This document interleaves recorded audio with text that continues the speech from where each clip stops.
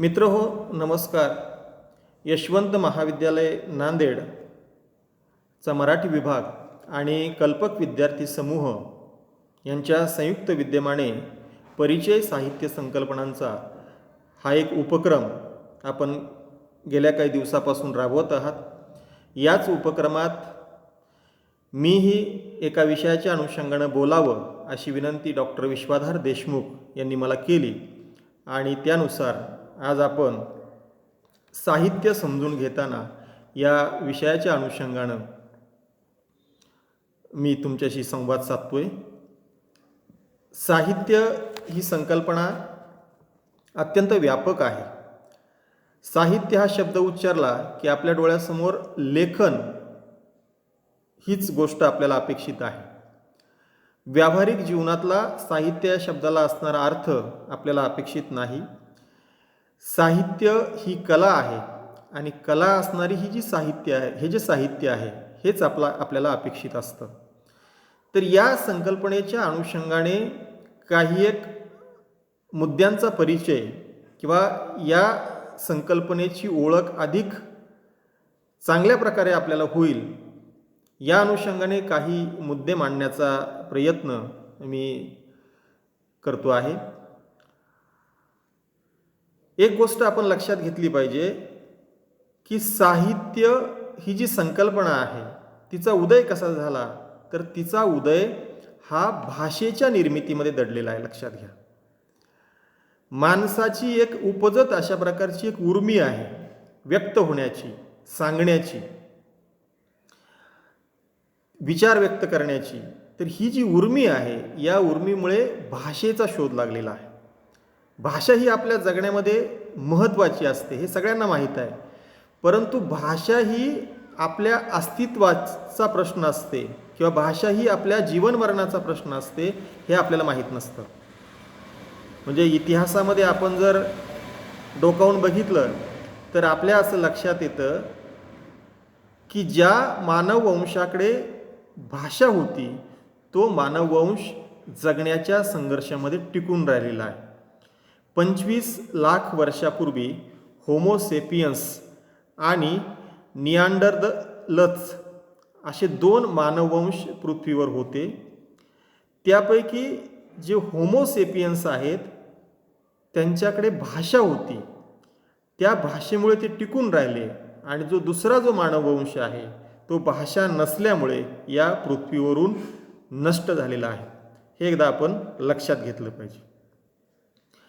मी हे का सांगतोय, तर भाषेच्या उदयामध्ये सगळ्या कलांचा उदय दडलेला आहे. लक्षात घ्या, ज्या कला आज आपण ज्यांना कला म्हणतो अशा ज्या कला आहे त्यांचा उदय या भाषेच्या उदयामध्ये आहे. तर माणसाची जी व्यक्त होण्याची, सांगण्याची जी उपजत उर्मी आहे त्या उर्मीतून, निवेदनाच्या उर्मीतून लाखो वर्षाच्या वाटचालीमध्ये भाषा जी आहे त्या भाषेचा जन्म झालेला आहे. आणि ही जी निवेदनाची किंवा सांगण्याची किंवा बोलण्याची जी भाषा आहे त्या बोलण्याच्या भाषेनंतर आपल्या मेंदूमध्ये एक हस्तकौशल्याची एक व्यवस्था आपल्या मेंदूत आहे आणि त्यातून मग एक लेखनाची भाषा जी आहे ती लेखनाची भाषा निर्माण झालेली आहे. तर असा हा जो भाषेचा शोध आहे, भाषेचा शोध मानवी संस्कृतीतली महत्त्वाची क्रांती आहे.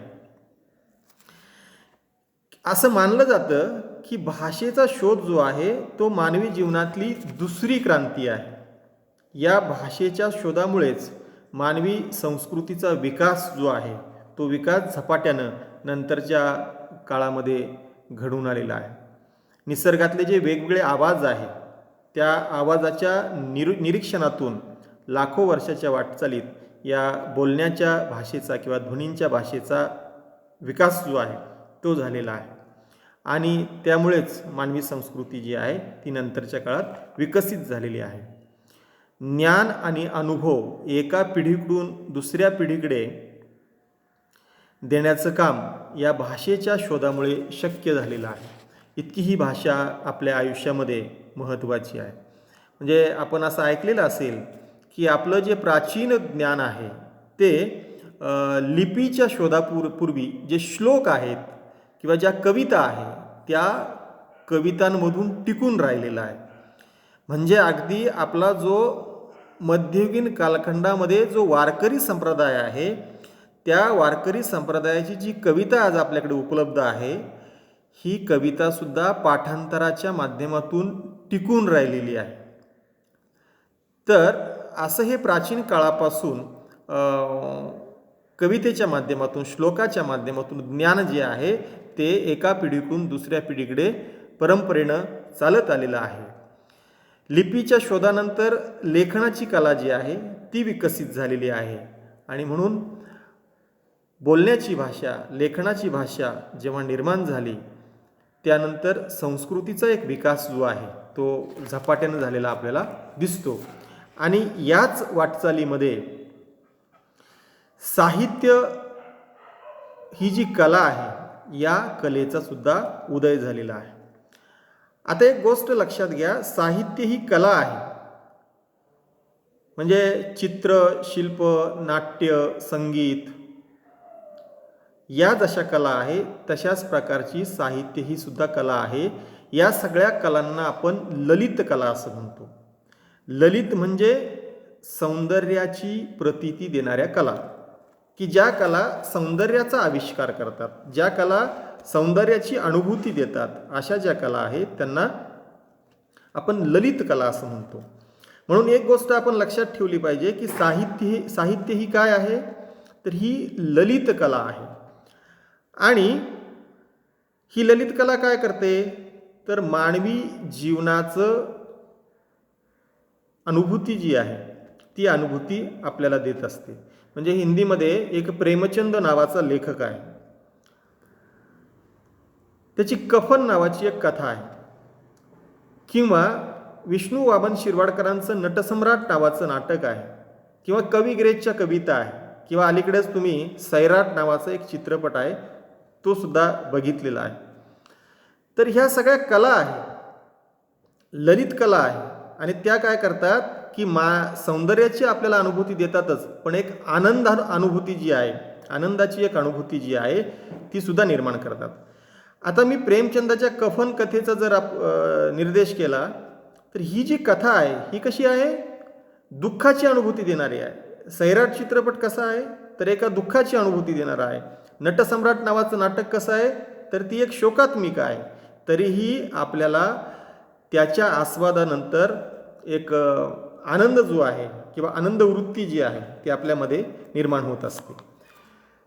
तर या ज्या कला आहे या कलांचा उदय कसा झालेला आहे तर जी एक अभिव्यक्तीची उपजत अशा प्रकारची उर्मी आहे आपल्या मनामध्ये, त्या उर्मीतून काय झालेलं आहे तर या कलांचा उदय झालेला आहे.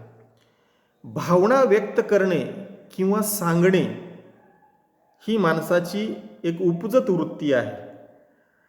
माणसानं आपल्या मनात निर्माण झालेल्या ज्या काही गोष्टी आहेत त्या गोष्टी दुसऱ्याला सांगितल्या नाही किंवा तो सांगितल्याशिवाय राहत नाही, आणि याच उर्मीतून कलांचा उदय जो आहे तो झालेला आहे.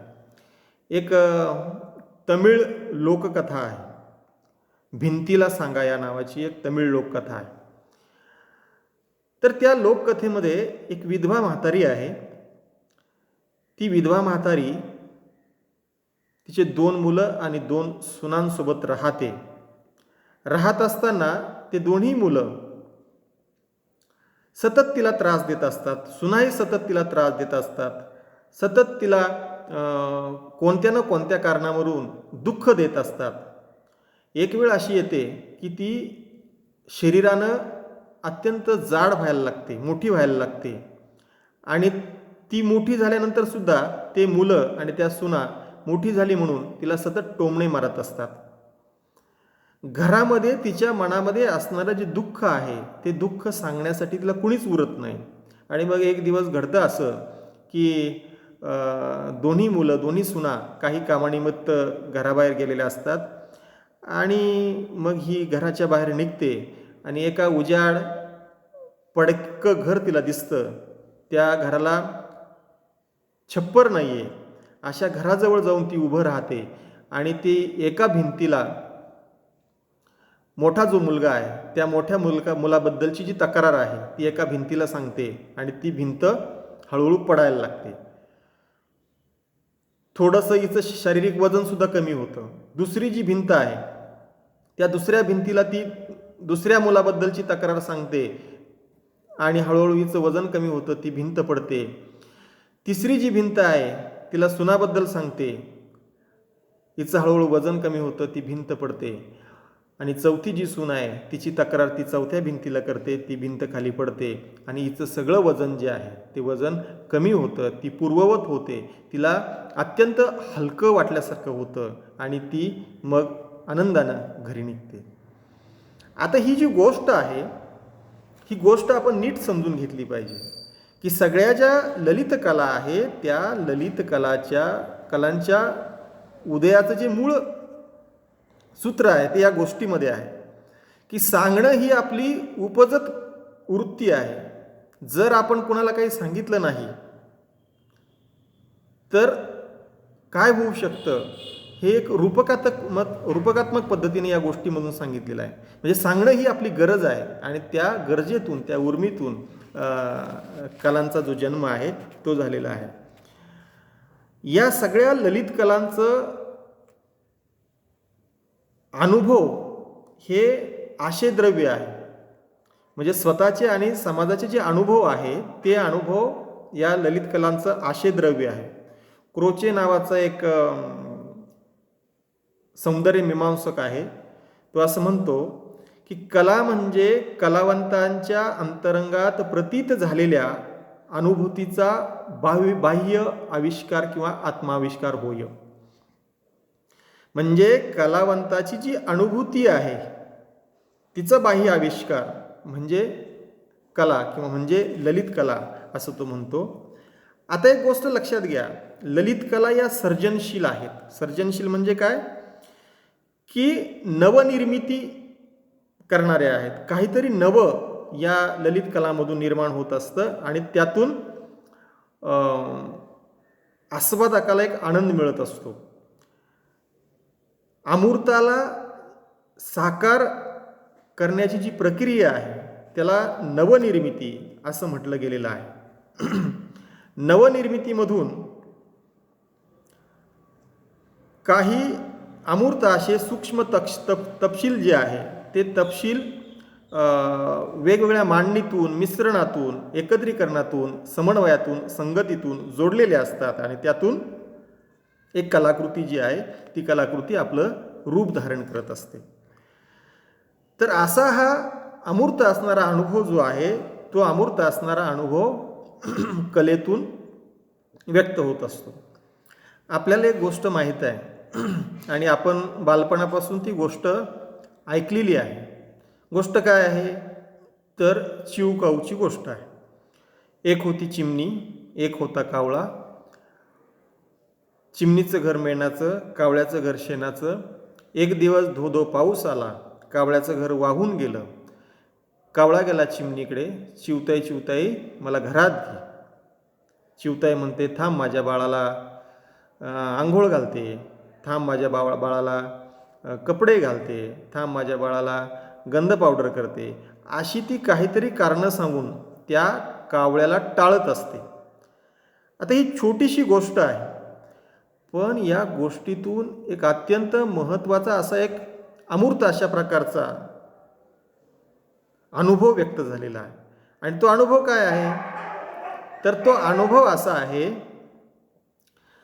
की कावळा हा पुरुषप्रधान संस्कृतीचं प्रतीक आहे आणि चिमणी हे स्त्रीप्रधान संस्कृतीचं प्रतीक आहे. आपल्या देशामध्ये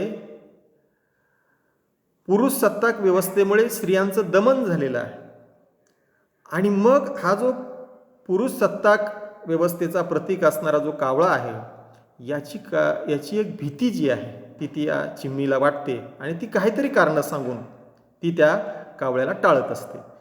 तर या गोष्टीमध्ये काय झालेलं आहे की हा जो एक अमूर्त अशा प्रकारचा अनुभव आहे तो या गोष्टीमध्ये जे कथानक आहे आणि त्याची एक जे एक मिश्रण आहे, समन्वय आहे, जोडणी आहे, संगती आहे, त्याच्या एकत्रीकरणातून हा एक गोष्टीच्या फॉर्ममध्ये एक अनुभव जो आहे तो साकार झालेला आहे. याला आपल्याला नवनिर्मिती म्हणता येईल.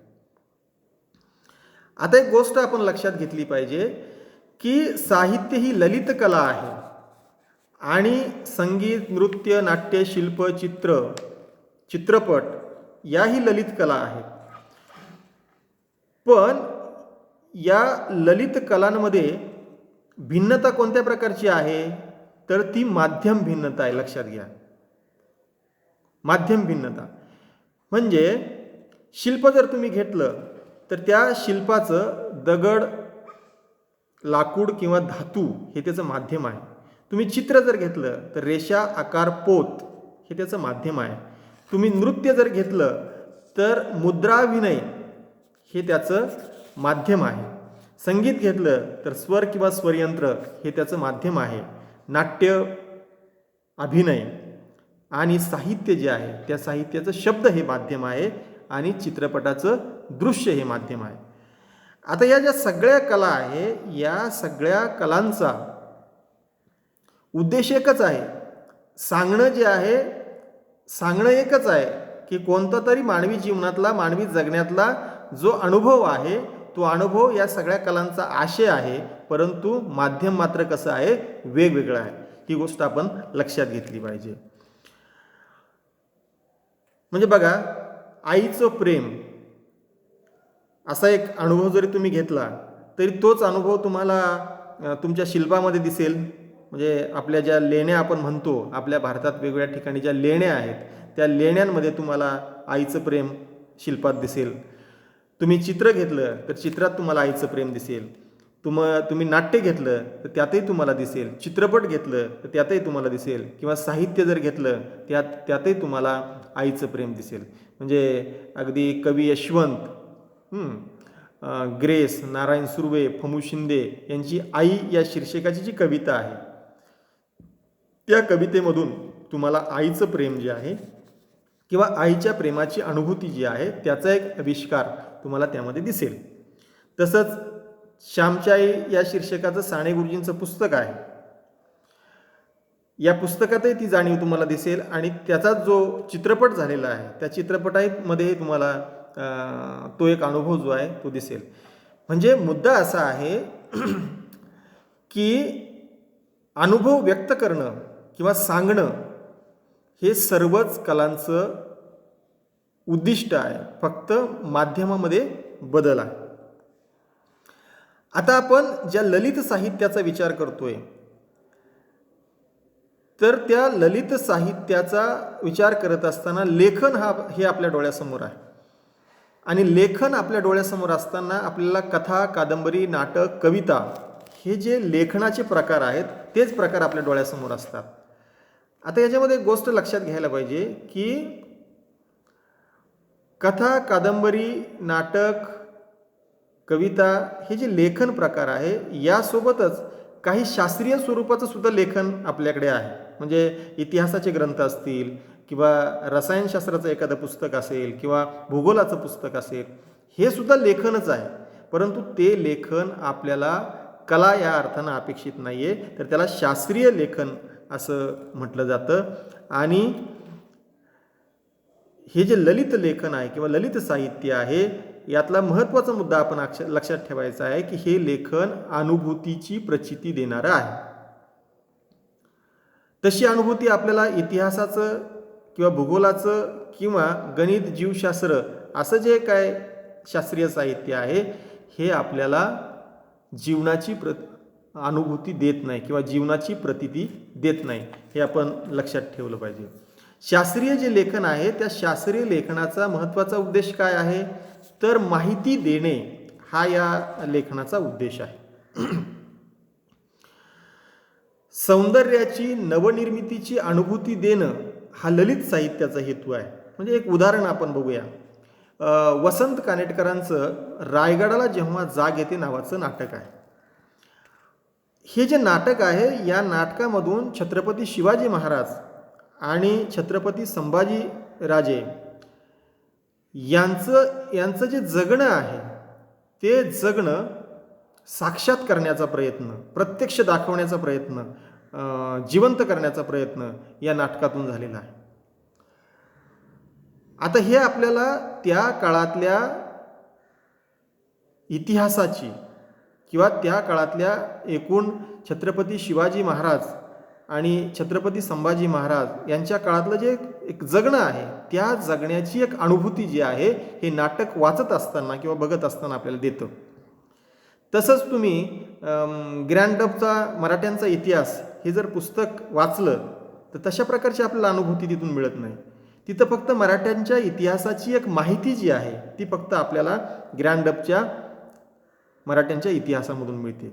परंतु जो अनुभव आहे तो अनुभव जिवंतपणानं त्या अनुभवाचा एक आस्वाद आपल्याला त्या इतिहासाच्या पुस्तकातून घेता येत नाही. आता हे जे ललित साहित्य आहे याचं महत्त्वाचं वैशिष्ट्य असं आहे की हे व्यक्तिनिष्ठ असतं, भावप्रेरित असतं, कल्पित असतं आणि काही एक सौंदर्याची एक चौकट जी आहे ती चौकट या लेखनाला असते. तसं शास्त्रीय साहित्याच्या बद्दल आपल्याला म्हणता येत नाही. म्हणजे बघा एक बालकवींची औदुंबर या शीर्षकाची एक कविता आहे. 8च ओळीची कविता आहे बघा. ती कविता कशी आहे तर ऐल तटावर पैल तटावर हिरवाळी घेऊन निळा सावळा झरा वाहतो बेटा बेटातून चार घरांचे गाव चिमुकले पैल टेकडीकडे शेतमळ्यांची दाट लागली हिरवी गर्दी पुढे पाय वाट पांढरी तयातुनी आडवी तिडवी पडे हिरव्या कुर्णामधून चालली काळ्या डोहाकडे झाकुनी जळ गोड काळीमा पसरी लाटावर पाय टाकुनी जळात बसला असला औदुंबर. अशा प्रकारची ही कविता आहे. आता ही कविता जर तुम्ही समजून घेतली तर तुमच्या असं लक्षात येईल की बालकवी नावाची जी एक व्यक्ती आहे त्या व्यक्तीची एक व्यक्तिनिष्ठता जी आहे ती या कवितेमध्ये दिसते. त्यानंतर एक भावप्रेरित ज्याला आपण म्हणू, भावप्रेरित अशा प्रकारची एक कल्पकता ज्याला आपण म्हणू ती या कवितेत आपल्याला दिसते. आणि जो एक कवितेच्या सौंदर्याची जी एक सौंदर्य चौकट आहे, मग रचनेच्या अनुषंगानं असेल, त्यामध्ये लय असेल किंवा शब्दांची जे एक अनेक अर्थता ज्याला आपण म्हणू ती असेल किंवा कवितेच्या बांधणीचे जे नियम असतील त्या नियमानुसार ही कविता बनलेली आपल्याला दिसते. तसं आपल्याला शास्त्रीय साहित्याच्या बाबतीत म्हणता येत नाही. शास्त्रीय साहित्य जे आहे हे कसं आहे तर वस्तुनिष्ठ आहे, ते बुद्धिप्रेरित आहे आणि आविष्काराच्या बाबतीत एक ठराविक त्याचा साचा आहे.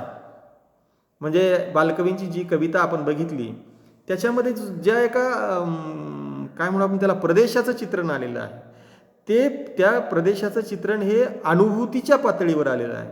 परंतु तीच जी माहिती आहे तेच जर वर्णन आपण भूगोलाच्या पुस्तकात वाचलं तर तिथं अनुभव जो आहे तो जिवंतपणानं त्याची प्रचिती आपल्याला येत नाही. हेच आपल्याला आपण लक्षात घेतलं पाहिजे. त्यानंतर ललित साहित्य जे आहे त्या ललित साहित्याचं भाषा हे माध्यम आहे ही गोष्ट आपण लक्षात घेतली पाहिजे. आणि ही भाषा जी आहे ती काय करते जीवनाचा प्रत्यय देणारी आहे म्हणून ती माध्यम आहे. ललित साहित्यामधून येणारी जी भाषा आहे ती काय करते जीवनाचा प्रत्यय देते. म्हणजे बघा आणि शास्त्रीय साहित्यामधून जी भाषा येते ती काय करते फक्त माहिती आपल्यापर्यंत पोचवते म्हणून ती भाषा तिथं साधन असते. रावीपार नावाचा गुलजार नावाच्या एका कथाकाराचा कथासंग्रह आहे आणि त्याच्यामध्ये भय नावाची एक पहिलीच कथा आहे. एका ट्रेनच्या डब्यामध्ये दोन ज्या व्यक्ती आहेत म्हणजे शहरामध्ये दंगल चालू आहे आणि त्या ट्रेनच्या डब्यामध्ये दोन व्यक्ती आहे आणि त्या दोनही व्यक्ती एकमेकाला वेगवेगळ्या धर्माचे समजून भीती वाटते त्यांना, भीतीने त्यांचा थरकाप उडतो. तर या भीतीच्या अनुभवाचं जे जिवंत रूप आहे ते त्या कथेमध्ये आपल्याला वाचायला मिळतं. म्हणजे अगदी दंगलीची जी एक अनुभूती आहे, दंगलीनं जो एक माणसाच्या मनात निर्माण होणारं जे भय आहे, त्या भयाची कोटी कोणत्या प्रकारची असू शकते हे जर आपल्याला समजून घ्यायचं असेल त्याची जिवंत प्रतीती जर आपल्याला घ्यायची असेल, तर ही भय नावाची कथा जी आहे आणि त्याचा जो एक यासीन नावाचा या कथेमधला नायक आहे ते आपण समजून घेतलं पाहिजे. आता दंगलीच्या अनुषंगानं वर्तमानपत्रात येणाऱ्या ज्या बातम्या आहेत त्या बातम्या आपण वाचतो, परंतु त्या बातम्या फक्त माहिती देणाऱ्या असतात. दंगलीमुळे आपल्या मनात निर्माण होणारा एक जो भीतीचा भाव आहे, तो भाव जिवंतपणानं वर्तमानपत्राल्या बातम्यामधून किंवा माहिती देणाऱ्या पुस्तकांमधून आपल्यापर्यंत पोहोचत नाही. म्हणून वर्तमानपत्राची जी भाषा आहे ही साधन आहे, शास्त्रीय ग्रंथाची जी भाषा आहे ती साधन आहे आणि ललित साहित्याची जी भाषा आहे ती माध्यम आहे. म्हणजे अगदी मराठीमध्ये जे 1960 नंतर दलित कविता लिहिली गेली, त्या दलित कवितेमध्ये सूर्य हा जो शब्द आहे, या सूर्य शब्दाला वेगवेगळे अर्थ जे आहे ते दलित कवितेने दिलेले आहे. सूर्य ही प्रतिमा वेगवेगळ्या अर्थानं वापरलेली आहे. तर इथं आलेला हा जो सूर्य आहे, हा सूर्य लक्षात घ्या एक सजीव अशा अनुभवाची अनुभूती देतो. लक्षात घ्या, सजीव असा जो अनुभव आहे तो अनुभव मांडण्याचा प्रयत्न करतो. किंवा हाच सूर्य शब्द जर पुन्हा भूगोलाच्या पुस्तकात आला तर तिथं आपल्याला हा शब्द फक्त सूर्य नावाची जी काय गोष्ट आहे त्याचीच एक माहिती सांगण्यासाठी म्हणून तिथे येतो. परंतु हा सूर्य शब्द जेव्हा कवितेत येतो तेव्हा तो सजीव होतो आणि मानवी जगण्यातले अनेक अर्थ जे आहे ते अर्थ सांगत असतो. थोडक्यात जर आपल्याला ललित साहित्य आणि शास्त्रीय साहित्य यांचा जर फरक समजून घ्यायचा असेल तर आपण एक गोष्ट लक्षात घेतली पाहिजे की ललित साहित्य किंवा ललित लेखन जे आहे हे आत्मनिष्ठ असतं आणि शास्त्रीय लेखन हे वस्तुनिष्ठ अशा प्रकारचं असतं. ललित साहित्य हे सौंदर्यात्मक असतं, सौंदर्याचा आविष्कार घडवणारं असतं आणि शास्त्रीय लेखन हे ज्ञानाला महत्त्व देणारं, माहितीला महत्त्व देणारं असं असतं. ललित लेखन हे वास्तव आणि कल्पित यांचं एक मिश्रण ललित साहित्यामध्ये असतं. तर शास्त्रीय साहित्यामध्ये एक सत्याधिष्ठता किंवा तर्काधिष्ठता जी आहे ती असते. ललित साहित्य हे सूचक असतं, सूचकता हा एक महत्त्वाचा गुणधर्म ललित साहित्याचा आहे. तर शास्त्रीय साहित्यामध्ये काटेकोरपणा असतो. थेट सांगणं जे आहे किंवा सरळ सांगणं जे आहे ते शास्त्रीय साहित्यात असतं. ललित साहित्य हे अनेक अर्थी असतं. अनेक अर्थता हा एक महत्त्वाचा गुण ललित साहित्याचा आहे. तर शास्त्रीय साहित्य हे एकच एक अर्थ जो आहे, पारिभाषिक अशा प्रकारचा अर्थ जो आहे ते सांगत असतं. तर अशा पद्धतीनं हे जे ललित साहित्य आहे हे ललित साहित्य मानवी जीवनाचं दर्शन घेणं, दर्शन घडवणं या उद्देशातनं किंवा सांगणं हा जो हे जे उद्देश आहे या उद्देशातनं निर्माण झालेलं आपल्याला दिसतं. म्हणजे बघा, व्यक्त होणं हे ललित साहित्याचा मूळ स्वभाव आहे. व्यक्त होणं, व्यक्त होण्याच्या गरजेपोटी ते निर्माण झालेलं आहे. बहिणाबाई चौधरी नावाची कवयित्री आहे आणि ती असं म्हणते की अरे घरोटा घरोटा तुझ्यातून पडे पिठी, तसं तसं माझं गाणं पोटातून येतं उठी. म्हणजे काय सांगते की व्यक्त होणं जे आहे हीच मूळ प्रेरणा जी आहे किंवा हेच मूळ प्रयोजन जे आहे ती बहिणाबाई चौधरी आपल्याला सांगते. त्यानंतर साहित्याचं काय प्रयोजन आहे तर माणूस समजून घेणं, माणसाच्या अवतीभोवती असणारं जे जग आहे ते जग समजून घेणं हे साहित्याचं एक प्रयोजन आहे किंवा असलं पाहिजे. की माणसाचं मन, माणसाचं वर्तन आणि माणसाच्या अवतीभोवती असणारा जो एक समाज आहे त्याचं वागणं, त्यातल्या रीतीभाती हे सगळं समजून घेणं याची एक उत्सुकता, याची एक जिज्ञासा जी आहे ती जिज्ञासा सतत माणसाला असते. आणि म्हणून लेखक जो आहे तो माणूस समजून घेण्याच्या प्रयोजनातून लेखन करत असतो असं मला वाटतं. म्हणजे बघा, तुम्ही जर मोठे लेखक मराठीतले बघितले तर तुमच्या असं लक्षात येईल की ते माणूस समजून घेताना दिसतात. म्हणजे अगदी व्यंकटेश माडगुळकर हा जर लेखक घेतला, त्यांच्या कथा कादंबऱ्या तुम्ही जर अभ्यासल्या, म्हणजे अगदी गावाकडच्या गोष्टी असतील किंवा बनगरवाडीसारखी कादंबरी असेल, हे जर तुम्ही बघितलं तर तुमच्या असं लक्षात येईल की माडगुळकर माणूस समजून घेत आहेत. महेश एलकुंचवार यांचं एक वाडा चिरेबंदी नावाचं नाटक आहे आणि हे जे नाटक आहे हे 3 पिढ्याचा एक संघर्ष जो आहे तो या नाटकामध्ये आहे. तर इथं सुद्धा या 3 पिढ्या त्यांचं वर्तन, त्यांचं वागणं समजून घेण्याचा प्रयत्न एलकुंचवार करताना दिसतात. तशाच प्रकारचं एक दत्ता भगत यांचं वाटा पळवाटा नावाचं नाटक आहे. या नाटकात सुद्धा दलित समाजातल्या ज्या 3 पिढ्या आहेत त्या 3 पिढ्यांचा एक संघर्ष जो आहे तो संघर्ष मांडण्याचा प्रयत्न दत्ता भगत करतात. म्हणजे काय करतायत तर एका वेगळ्या अर्थानं ते माणूस समजून घेताना आपल्याला दिसतात.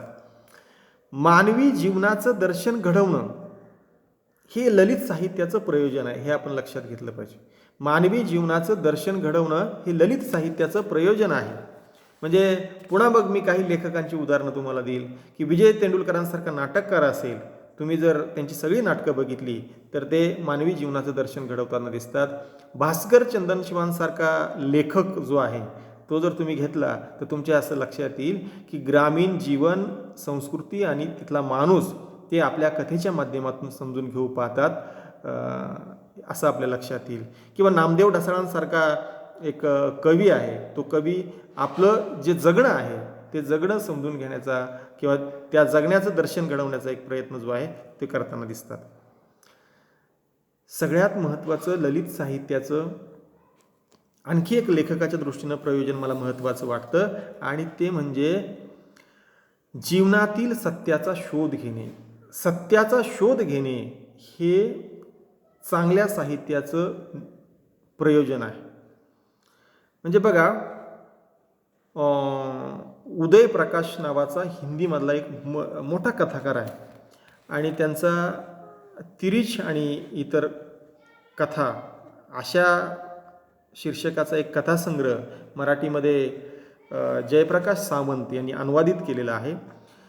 त्याच्यामध्ये एक सहाय्यकर्ता नावाची एक छोटीशी गोष्ट आहे, कथा आहे. त्यातलं एक वाक्य असं आहे की आपण संकटात असतो तेव्हा सर्व लोक किंवा सर्व समाज हा प्रेक्षक असतो. तर अशा आशयाचं वाक्य त्या गोष्टीतलं आहे. आता हे वाक्य खरं आहे का? तर हे वाक्य खरं आहे. ते कुठून आलं? तर उदय प्रकाश नावाचा लेखक जेव्हा जीवनातील सत्याचा शोध